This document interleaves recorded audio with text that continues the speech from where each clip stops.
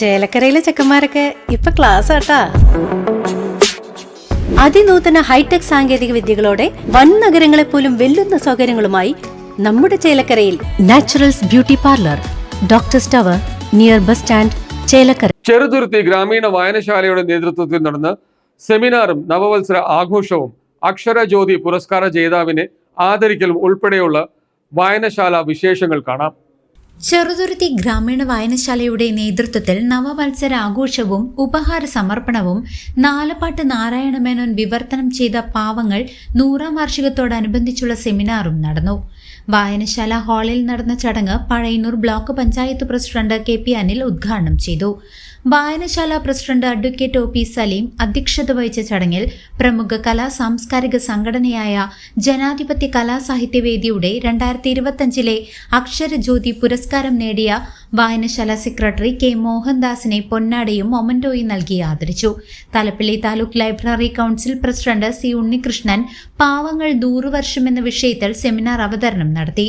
വള്ളത്തോൾ ഗ്രാമപഞ്ചായത്ത് അംഗം PS സൽമ, വായനശാല നിർവാഹക സമിതി അംഗങ്ങളായ T Neelakandan, TU Prasanna, KK Vijayakumar, retired tahsildar Chandragadhan, വായനശാല വൈസ് പ്രസിഡന്റ് K രവികുമാർ തുടങ്ങിയവർ ആശംസകൾ നേർന്ന് സംസാരിച്ചു.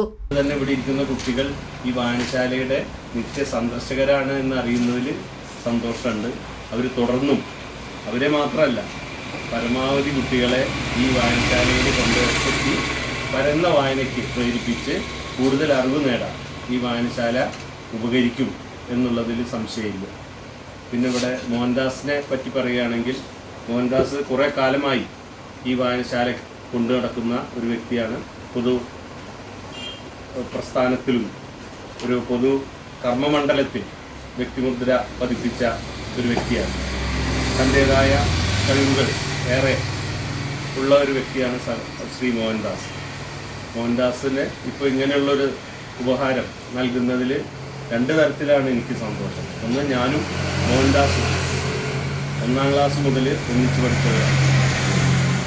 പിന്നെ എൻ്റെ ഒരു ആശയപരമായ ചില കാര്യങ്ങളിലൊക്കെ വിയോജിപ്പുണ്ടെങ്കിലും ഒരു നല്ല സുഹൃത്താണ് മോഹൻദാസ്.